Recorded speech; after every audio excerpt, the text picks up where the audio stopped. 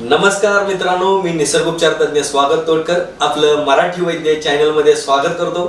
धन्यवाद धन्यवाद धन्यवाद. बघा काना पण व्हायचं मी थोडक्यात परिचय करून देतो. माननीय श्री स्वागतजी तोडकर साहेब, राष्ट्रीय पुरस्कार प्राप्त सुप्रसिद्ध निसर्गोपचार तज्ञ माननीय श्री स्वागतजी तोडकर साहेब. हे नाव ऐकताच समोर उभा राहतो तो निसर्ग आणि त्यांचे नैसर्गिक उपचार यांनी निसर्गात सहज उपलब्ध होणाऱ्या पाने, फुले, वेली, फळे यांच्यातील औषधीय गुणधर्माचा वापर मानवी जीवनावर करून शरीर नैसर्गिकरित्या व्याधीमुक्त करण्याकरता माननीय श्री स्वागतजी तोडकर साहेब यांनी अवघ्या महाराष्ट्रातच नव्हे तर देश विदेशात जाऊन 10,000हून जास्त आपल्या व्याख्यानांच्या माध्यमातून निसर्गोपचाराची माहिती सांगून प्रचार व प्रसार करण्याचे महान कार्य करत भारतीय संस्कृतीचा वारसा अजूनही लुप्त होण्याच्या मार्गावर असणारे आपले घरगुती उपचार यांनी लोकांवर मांडले आणि त्याचबरोबर घरगुती आयुर्वेदिक उपचारांच्या माध्यमातून आपण घरच्या घरी कसे बरे होऊ शकतो हे त्यांनी सिद्ध केले. कोटींच्या संख्येत फॅन आणि फॉलोअर्स असणाऱ्या माननीय श्री स्वागतजी तोडकर साहेब यांनी तोडकर संजीवनी निसर्गोपचार केंद्र प्रायव्हेट लिमिटेड या संस्थेची स्थापना केली. या संस्थेच्या माध्यमातून गोरगरीब व सर्वसामान्य लाखो रुग्णांना निसर्ग व आयुर्वेदाच्या साथीने आजवर व्याधीमुक्त करत त्यांचे जीवन निरोगी व निरामय बनवले आहे. या कार्याची दखल शासकीय दरबारात घेत शासनाने महाराष्ट्रातील श्रेष्ठ अशा राष्ट्रीय पुरस्काराने त्यांना सन्मानित केले. तसेच आज 100हून अधिक अशा विविध पुरस्कारांनीही त्यांना गौरवण्यात आले आहे. त्यांचं पुन्हा एकदा आपल्या मंडळातर्फे सहर्ष स्वागत सहर्ष स्वागत सहर्ष स्वागत.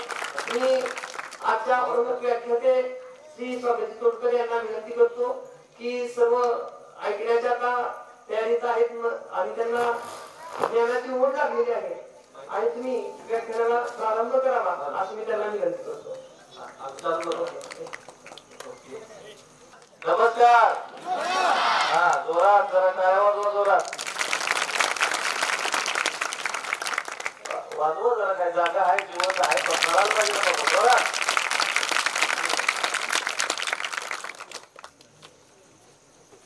चला, निसर्गोपचार म्हणजे तरी माहिती आहे का काय?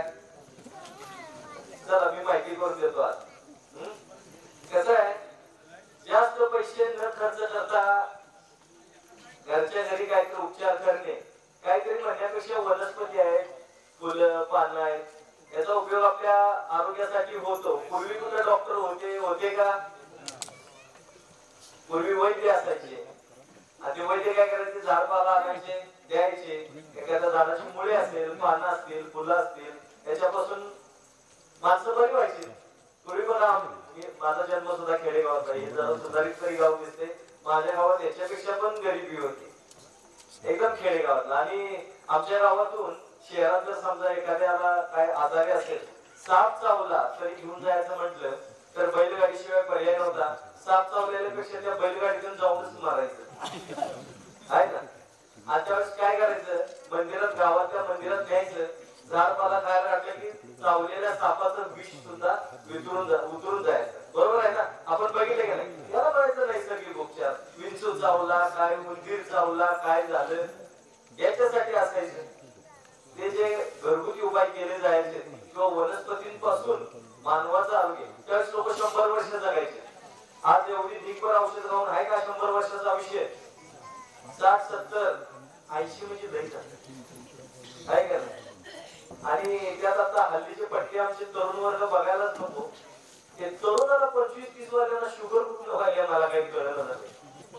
पूर्वी शाळेत एखादं कोणतरी चष्मेवाला असायचं, आता एखादं कोणतरी बिन चष्म्या सापडते काय का नाही. एखादं चष्मेवाला असला तर त्याला काय 40 चष्मा, ढापण्या बिपण्या आपण बोलत होतो आहे का नाही.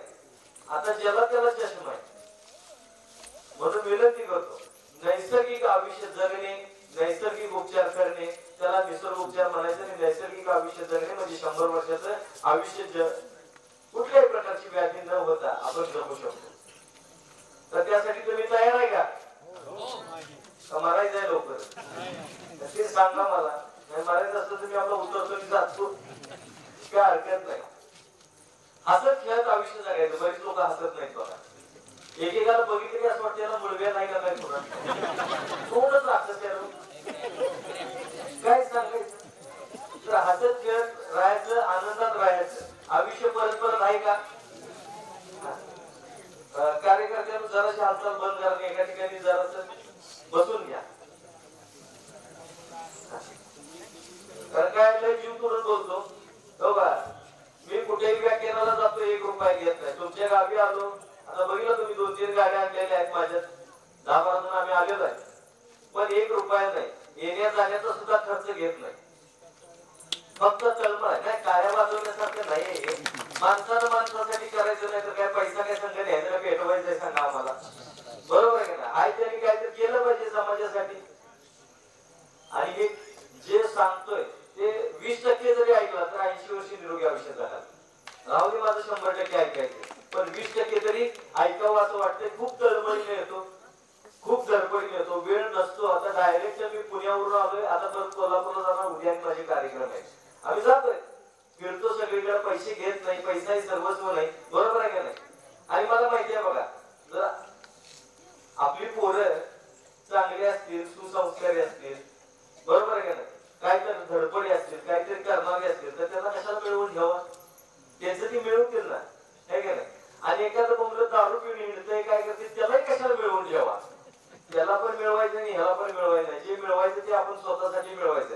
सगळ्यात महत्वाचं म्हणजे परमेश्वराने दिलेली ही जी संपत्ती आहे ना, ही ओके ठेवायची. म्हणजे शेवटपर्यंत आपल्याला सगळं खाता येतंय. त्याचं गोड खात नाही, तिखट खात नाही.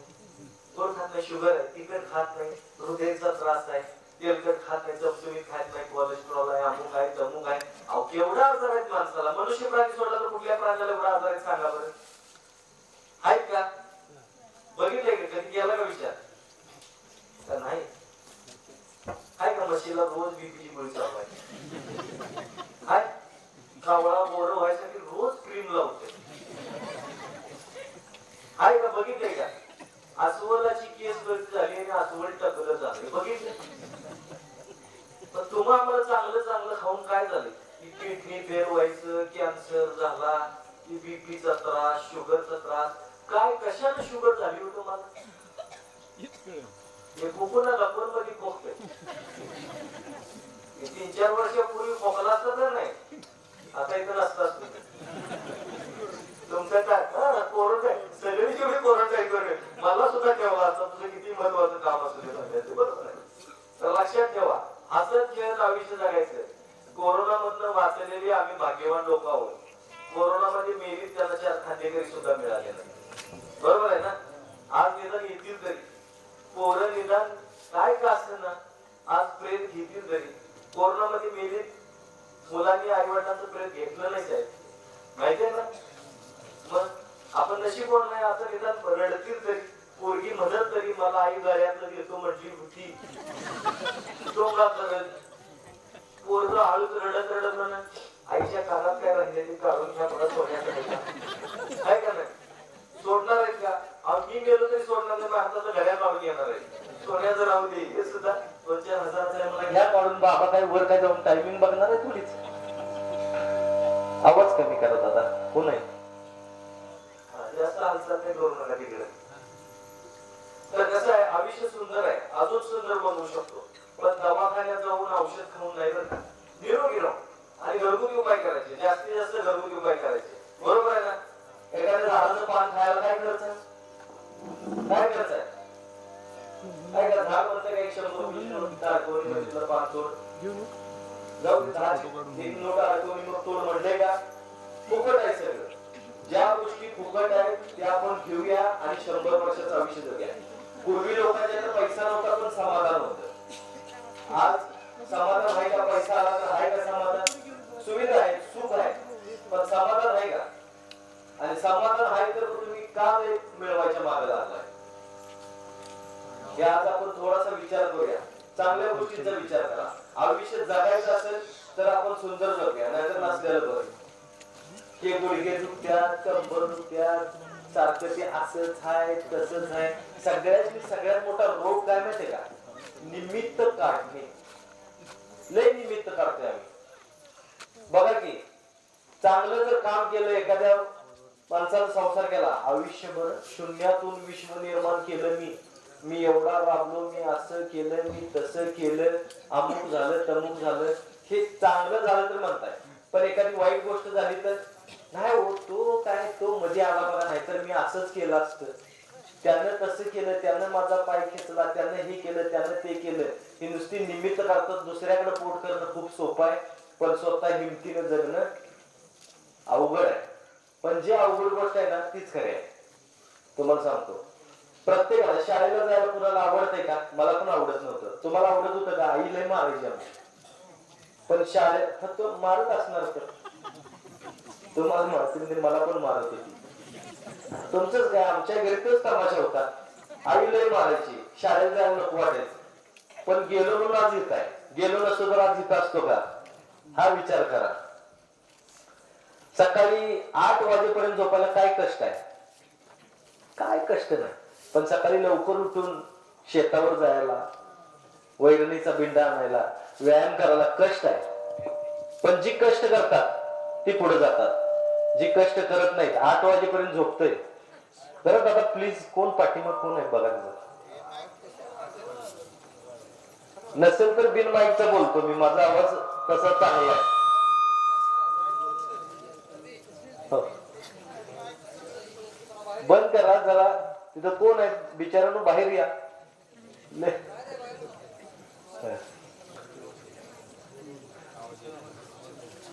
लोक कानात बोट घालतात, तुम्ही सांगायसाठी आलो, तिने कानात बोट घातल्यावर मी काय घंटा सांगायचंय? काय सांगणार? लोकांनी असं केलं मी बोलून जाणार, म्हणणार काय बोललो रे ते. हा, आवाज कमी नाहीतर असं विदाउट माईक बोलतो मी, तेवढी आहे ताकद. अजून काय मी म्हातारा नाही. तर चला, हसत खेळत आयुष्य जगायचं. आजपासून सगळ्यांनी हिंमत ठेवायची. आणि हिंमत आहे तर किंमत आहे, हिंमत नाही तर किंमत नाही, लक्षात ठेवायचं. हिमतीनं जगायचं आणि किमतीनं मारायचं. बघा, हे माता भगिनीला पाया पडतो सगळ्यांचा. तुम्ही जोपर्यंत हातपाय चालू आहे तोपर्यंतच जगा. ज्या दिवशी हातपाय बंद व्हायला लागते ना त्या दिवशी सरळ मरा.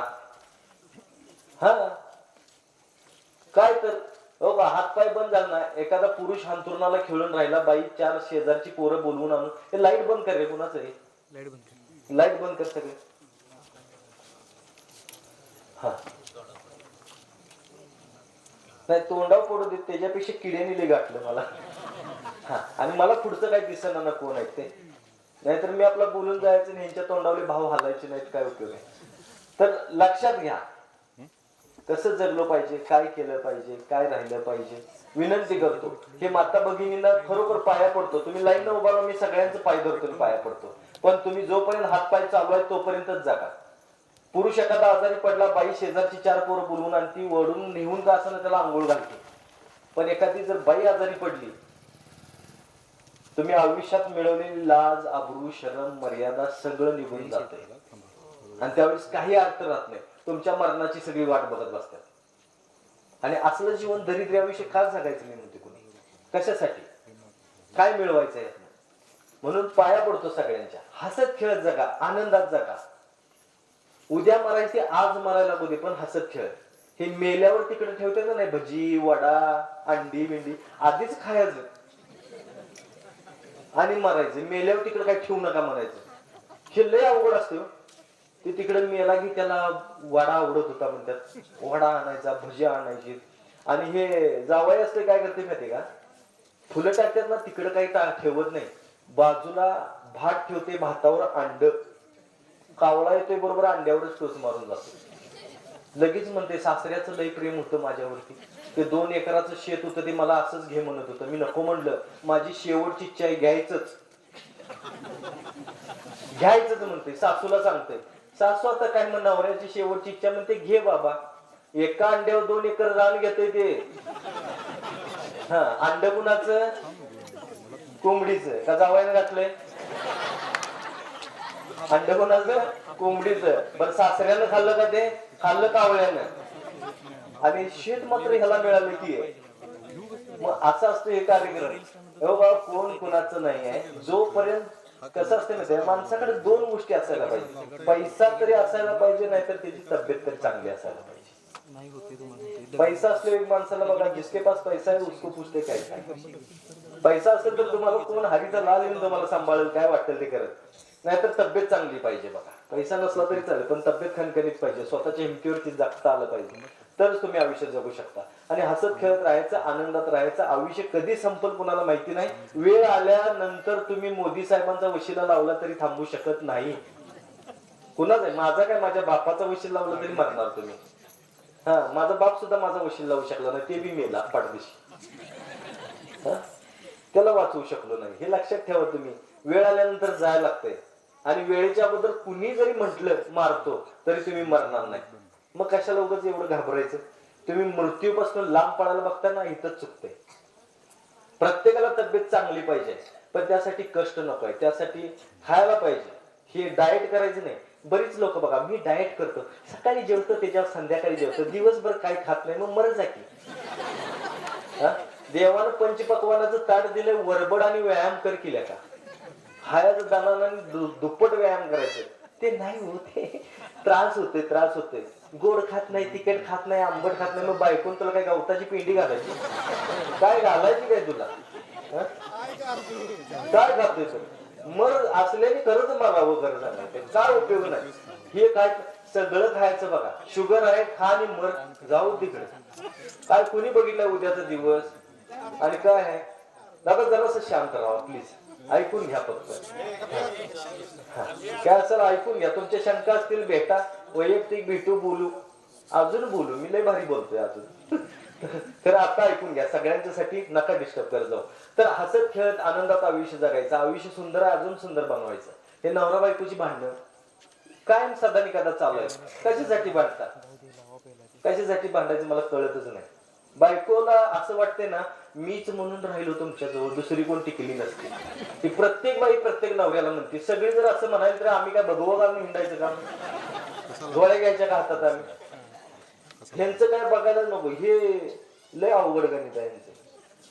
घरला नवरा आला तरी सरळ पहिल्यांदा दूध आणलंय का, साखर आणली का, त्याच्यापेक्षा चहाच पिऊन येते म्हणते बाहेर, सुट्टी देत नाही, तिकडच जाते चहा प्यायला.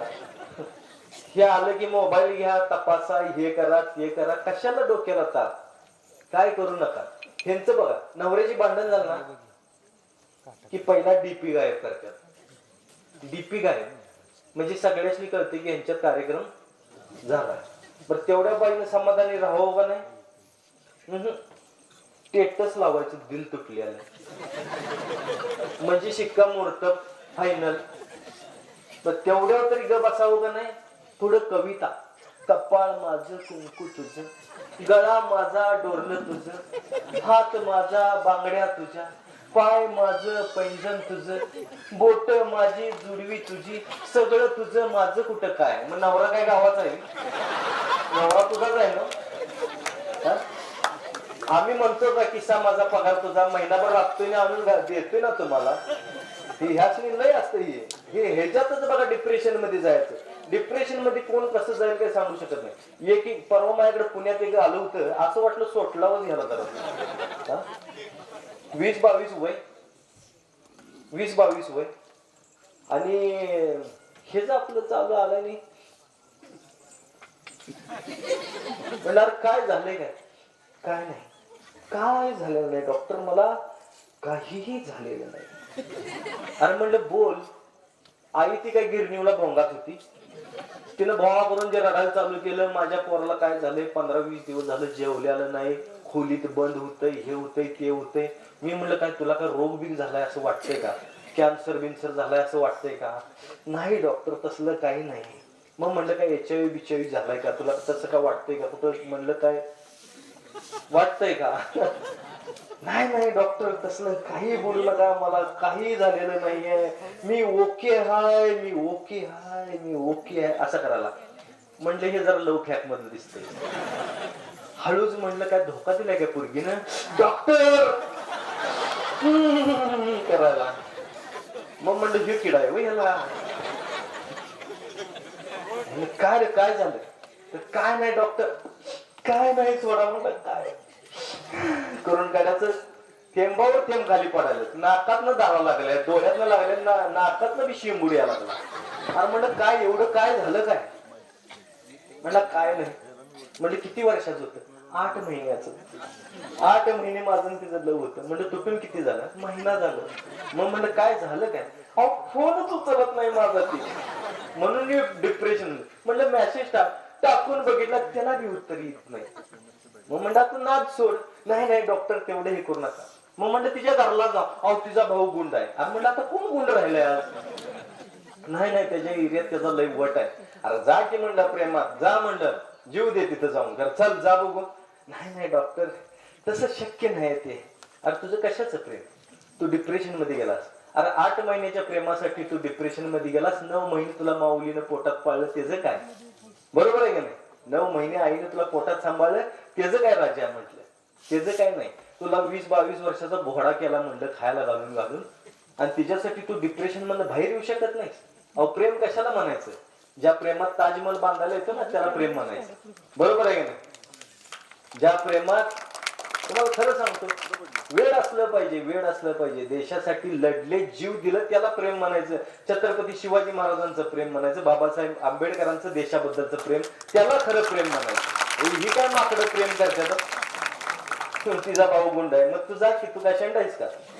मरत जा. असल्याने कार्यक्रमच करून घ्यावा.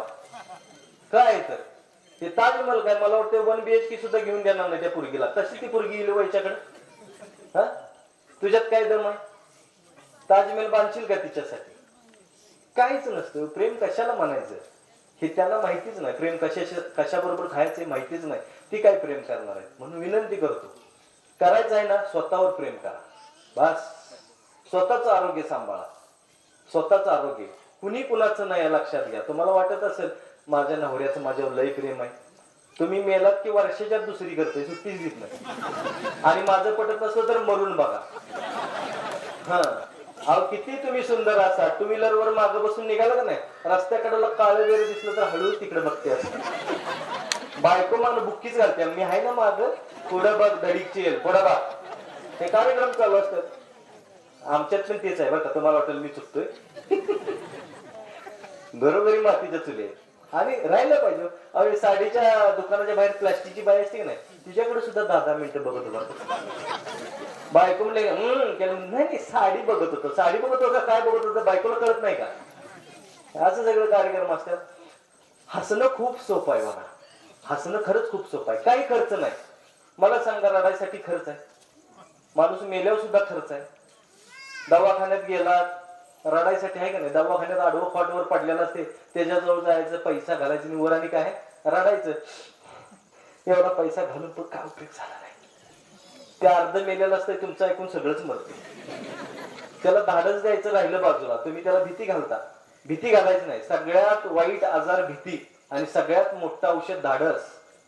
आजपासून सगळी निमित्त धाब्यावर जेवायला घालवायची. बस धाब्यावर बसाय, निमित्तच काढायला. बरं व्हायचंय ना, बरं व्हायसाठी एकच गोष्टी पाहिजे. एक गोष्ट तुमच्याकडे असायला पाहिजे. तुम्हाला आजारमुक्त आयुष्य जगायचं असेल तर इच्छा पाहिजे. नुसतं शाळेत इच्छा असेल तर मार्ग दिसेल. हे लिहिलं म्हणजे झालं नाही, वाचलं म्हणजे झालं नाही. इच्छा पाहिजे ना, निरोगी राहण्याची इच्छा पाहिजे. आणि तुमची जर निरोगी राहण्याची इच्छा आहे तर व्यायामाशिवाय दुसरा पर्याय नाही लक्षात ठेवायचं कुठल्याही गोष्टीला. आज माझं वय पण 56 नाही, 56. 56 वय आहे. किती कुणी विचारलं, परत एकदा सांगतो 56. हा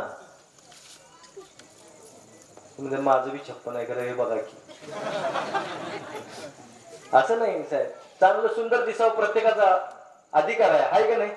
मग त्यासाठी थोडं लागतंय. फुकटच असेल तेच घ्यायचं. बघा झाडाची पानं आहेत, आम्ही काय करतोय वेगळं, वनस्पती आहेत, हे आहेत, ते आहेत, घरगुती उपाय करतोय. तुम्ही घरगुती उपाय करत चला. चला साध्या साध्या गोष्टी सांगतो. केस गळतीचा प्रॉब्लेम खूप लोकांना आहे. केस गळती थांबवायची असेल तर लिंबू आपण खातो आणि साल फेकून देतो. आजपासून साल फेकून द्यायची नाही, ते मिक्सरला लावायचे. आता दगडावर वाटा म्हणलं तर तुम्ही करणारच नाही मला माहिती आहे. मिक्सरला वाटायची, बारीक करायची, केसांच्या मुळांना त्याचं मॉलिश करायचं. 5 ते 10 मिनिटं थांबायचं, 10 मिनिटांना धुवून टाकायचे. ज्या दिवशी कराल त्या दिवसापासून केस गळती बंद. केस लांब सडक सिल्की पाहिजेत, केस काळे राहिले पाहिजेत असं वाटत असेल, कडुलिंबाची पानं घ्यायची, खोबरेल तेल घ्यायचं, जास्वंदाची पानं घालायची त्याच्यात, आणि मस्तपैकी हे रट रट रट करत मंद आचेवरती शिजवून घ्यायचं. कडुलिंबाची पानं, जास्वंदाची पानं आणि खोबरेल तेल, 3च गोष्टी आहेत. हे रट रट शिजवायचं, शिजवून घ्यायचं. हिरव्या रंगाचं तेल तयार होईल, गाळून घ्यायचं वस्त्र गाळ करून आणि आठवड्यातून 2च वेळा फक्त हे लावायचं. बघा, लांब सडक सिल्की केस होतील, खूप छान होतील, केस सुद्धा तुमचे व्यवस्थित राहतील, अकाली पांढरे होणे वगैरे हे प्रकार सगळे बंद होऊन जातील. कसं आहे, आता मम्मी जन्माला आल्या, आई होती त्यावेळेस आमची आई होती म्हणून आमचे केस आहेत बरं का. खरं सांगायचं, आमची आई मारून तेल लावायची आम्हाला. अन्न वस्त्र निवारा हे मूलभूत गरजा होत्या. आम्हाला लहानपणी कपडे मिळायचे नाहीत. जून महिन्यामध्ये खाकी चड्डी घेतली ना 15 ऑगस्ट पर्यंत ती फाटलेली असायची. तिथं ठिगळ लावायचं आणि तो लाल दिवा मिरवत आम्ही ट्याव ट्याव ट्याव ट्याव करत शाळेला जायचं. खिशात शेंगा भरायच्या भुईमुगाच्या आणि त्या खात खात जायचं. एका हातात गुळ, एका हातात आणि कधी वाटलं तर गुळ ह्या खिशात ठेवायचा. म्हणजे हा किस्सा चिकट, हा किस्सा तेलकट ठरलेलाच असायचा. तरी सुद्धा आमची आई गुळ शेंगा खायला द्यायच्या, पिझ्झा बर्गर खायला देत नव्हती. आत्ताची मम्मी फार विचित्र आहे खरं सांगायचं. पाया पडतो माता भगिनींनो, आई व्हा, मम्मी होऊ नका. आमच्या वेळेस कपडे मिळत नव्हते, हे कॉलर गिलर सगळं काळं झालेलं असायचं, तरी आमची आई तेल लावायची आम्हाला, म्हणून केस आहेत अजून. ही मम्मी आत्ताची काय करते माहितीये का, पावडर लावते, इकडं पांढरं करते, त्याच्याबरोबर इकडं पांढरं व्हायला लागले, कारण इकडं तेल नाही. आमची आई खेळायला सुटली का नाही, दिवसभर कुठं हिंडत्यात बोंबलत, काय विचारायचं नाही. आणि चुकून कुठं पडलो, लागलं, घरला लंगडत यायचं नाही, नाहीतर मेलोच. हा, गुडघं फुटलेलं असलं का नाही, लय दुखायचं, पण आलं असं करत, आई आली की सरळ चालायचं असं करत. आई म्हणायची का लागते, काय नाही काय नाही. कारण एक एकदा असं असायचं, लागलेलं जर कळलं, आई म्हणायची मरतेस, कुठे जातेस मारायला, आणि करून लयच रप्पाट द्यायचं. ते कमीने आईने मारल्याला जास्त लागायचं. आता मम्मी नागिनच होऊन उभारते बघा मुलाच्या पाठीवर. स्कूल बस पर्यंत सोडायला जाते, करत काय सांगायचं, साडी निसती 3 वेळा, आरशात असं करते, काय बघती कुणाच ठाऊक इकडं. आणि त्यात ते शिल्पीच एक आलंय, त्यात शिल्पी रील्स काय काय सांगा लोक, की मेली तर यांचा फोटो लावायचा कसा, त्यांचा फोटो हे फोटो असं वाटतं ह्याला लकवा मारला होता म्हणून मेलं वाटतं. एकाच बी तोंड सरळ नाही. अहो परवा इथनं जाताना मी एखाद्या पुलावर बघितलं, नवरा बायको होती आणि फोटो काढायला लागले शिल्पी असा. मला वाटतं दोन्ही बी वाकड्या तोंडाचे आहेत म्हणून लगीन केले वाटत. नंतर गाडीवर बसताना बघितली तोंड सरळ होती, त्याला ते पाऊट म्हणत होती, पाऊट द्या, काय सांगायचं. आणि मम्मी कशी असते माहितीये का, लिपस्टिक लावती, साडी, काय सांगायला, लिपस्टिक लावती, हसत. लिपस्टिक लावणाऱ्या मुली पुरी आत्ताच्या हसत नाहीत बरं का. हो का, आमचं मत नाही तुम्ही लावू नये, तुम्ही लावा, वाटलंच काय सगळ्यात तोंडाला मरत, पण हसा की, का हसल्यावर ढकला बिकला पडतो का त्याचा, असं काय आहे का. आणि हसताना समोरच्याचा गैरसमज होण्यासारखा असतात, काय कळतच नाही यांचं. आणि मम्मीचं तर काय वेगळंच असते, असं असं करून बघायचं. ते पोरगा असं असते, मम्मा आवड ना, मम्मा आवड, एक बोजा पाठीवर त्याच्या. आणि मम्मी अशी त्या अपार्टमेंटच्या चौकात ती घसरगुंडी एवढीच असते बघा, त्याच्यावर उचलून ठेवायचं, त्याच्यावर येताना बबू पडशील, बबू पडशील, बबू पडशील, बबू बरोबर पडतोय. बबूला एवढं लागलं की बबूला डायरेक्ट दवाखाना, बबूचा पाय प्लॅस्टर मध्ये, बबू वाकडा, ही परिस्थिती. अहो हे लय डेंजर गोष्ट आहे मम्मी, की नवऱ्याला पण बबू म्हणती, पोराला पण बबू म्हणती. किचन मधून हात मारली का नाही, बबू केलं की 2 बबू पळत येतात, छोटा बबू, मोठा बबू. हा, पुण्यात एकाकडे गेलो होतो, एक ताई होत्या, मला म्हणल्या आमच्या सासूबाई फार आजारी असतात जरा, म्हणून म्हणलं ठीक आहे चला जाऊया. बघायला गेलो तर बरमोडा घालून एक जण पळत आला. ते लगेच, अरे तसं का आलंय, जा ना कपडे घाल, हे कर ते कर, म्हणून त्याला अरे तोरे बोलायली. मी म्हणलं मला वाटलं कामगार आहे वाटतं, बघितलं तर नवरा उतारा होतो, त्याला अरे तोरे. आमच्या आईने जर आमच्या बाला असं बोललं असतं का नाही, तेल लावायची गरजच नव्हती ना, काय का नाही, बिन तेलाची काढली असते. ते असं होतं. आत्ताची मम्मी जन्माला आले आहे का नाही, तर असं चला हसत खेळत राहा, आनंदात राहा, टेन्शन घेऊ नका. हे आजार आजार आजार काय नेमकं, इतर प्राण्यांना नाही की आपल्यालाच काय एवढं भरल्यात, हा विचार करा. ही शुगर बिगर काय, आता शुगरचं तुम्हाला माहिती आहे का, हल्ली कुत्र्यांची पण शुगर चेक करायला लागले. घरात पाळलेली असते ना कुत्री, तिची शुगर चेक, काय कुत्र्यांना इन्शुलिनचा डोस आहे, काय कुत्र्यांना औषध आहेत शुगरची. म्हणजे आमची आणि तीनची हजेरी एकातच काढली आता. काय समजायचं. हे कुत्र घरात पाळतात का नाही, त्याला मालक फिरवायला घेऊन जाताना स्वतः काठी घेऊन असतो, दुसरी कुत्री त्याच्या अंगावर येऊ नयेत म्हणून. अरे कोण कोणाचा बॉडीगार्ड आहे? ते तुझ्यासाठी पाळलायच का तू त्याला बॉडीगार्ड राहायला ठेवून घेतलाय? ची कुत्री भुंकत नाहीत बघा, घरातली कुत्री भुंकत नाहीत. आमच्या इकडे बघा खेडेगावातली गल्लीतली काय नाही, डोस नाही, काय नाही, काय नाही, आलं की गल्लीत कुणाला येऊन देत नाही, गल्लीत दंगा असतोय आता. पण ते असतंय का, रात्रीचं चोर जरी आलं तर हे कुत्र उठते, बघते मालक उठलाय वाटतं म्हणते बाथरूमला आणि गप झोपते. लय अवघड आहे. म्हणून विनंती करतो, हसत खेळत राहावा, आनंदात राहावा. आयुष्य परत परत नाही, साधे साधे घरगुती उपाय करा. चला, सायनास आहे, सर्दी साचून राहते. बऱ्याच लोकांना विनंती करतो, सर्दी झाली की तुम्ही मरत नाही. सर्दी झाली की तुम्ही मरत नाही, त्यामुळे घाबरायचं नाही. बरीच लोक काय करतात माहिती का, सर्दी झाली ना झाली की लगेच औषध घ्यायचं. मग ती सर्दी काय होती, इथं आळून बसते, साचते इथं. आणि मग ती साचलेली सर्दी नंतर डोकेदुखीचा त्रास, डोळे जड होणे, डोळ्यातून पाणी येणे, डोळे लाल होणे, दिसायला कमी येणे, ऐकायला कमी येणे, मान अवघडणे, ह्या सगळ्या गोष्टी व्हायला लागतात. म्हणून सर्दी जी येते ना ती वाहून द्यायची. 3 दिवस औषध घ्यायचं नाही. 3 दिवसानंतर तुम्हाला सांगतो, गुळ आणि सुंठ सम प्रमाणात उगाळायचं, तिची पेस्ट करायची, एकदम जरा पातळ करायची आणि ती नाकात सोडायची थोडीशी आणि ओढायचं.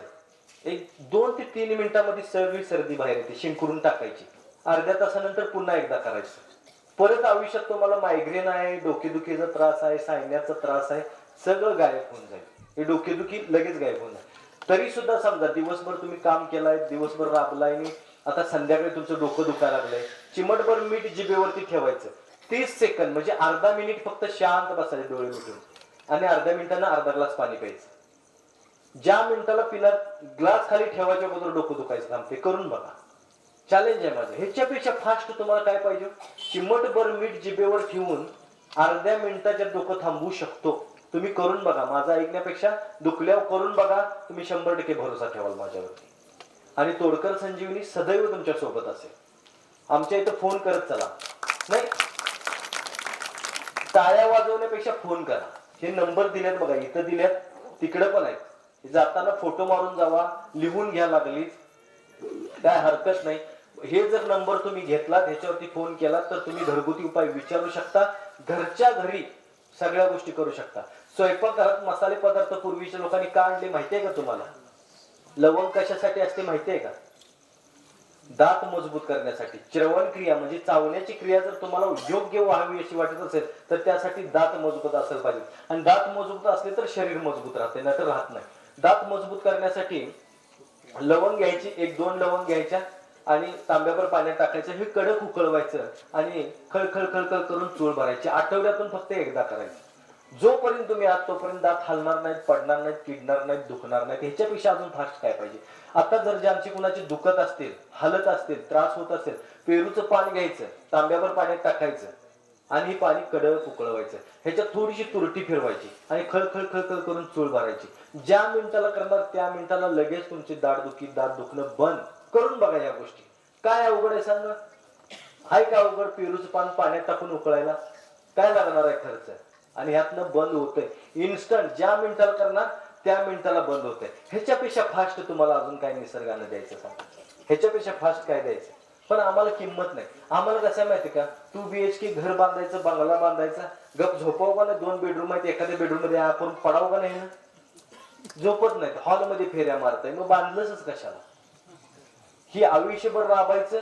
घर बांधताना 2 मुलगे आहेत म्हणायचं, दोघांना 2 दरवाजे ठेवून आपण घर बांधायचं. कशाला? चिमणी वर्षाला नवीन घर बांधते पण दरवाजे एकच ठेवते. 4 पिल्ले आहेत म्हणून 4 दरवाजे आहेत का त्याला? ज्याला पाहिजे त्याला त्या दरवाज्यातनं आत यायचं, ज्याला नको आहे त्यातनं पड आणि मर म्हणते, बघत सुद्धा नाही. हे लक्षात ठेवा. पण आम्हाला काय किडे, आम्ही 2 दरवाजे ठेवायचं, छोट्या मुलाचा, मोठ्या मुलाचा. आणि तुझा दरवाजा तू गोट्यातच, तू म्हशी राखतच. म्हणजे आयुष्यभर राबून सुद्धा तू शेतावर, तू शेतावरल्या शेडत, नाहीतर मग म्हशी राखायला गोट्यात. स्वतःसाठी बांधा, निवांत राहा. हे गाडी घ्यायचं, हप्त्याचं टेन्शन, फोन आला का नाही, हे कसं करतात? गाडी घेतात, आणि फोन आला ना वसुलीवाल्याचा, हप्ता चुकला विकला, तर बायकोकडे देतात, काहीतरी सांग की, काहीतरी तूच सांग.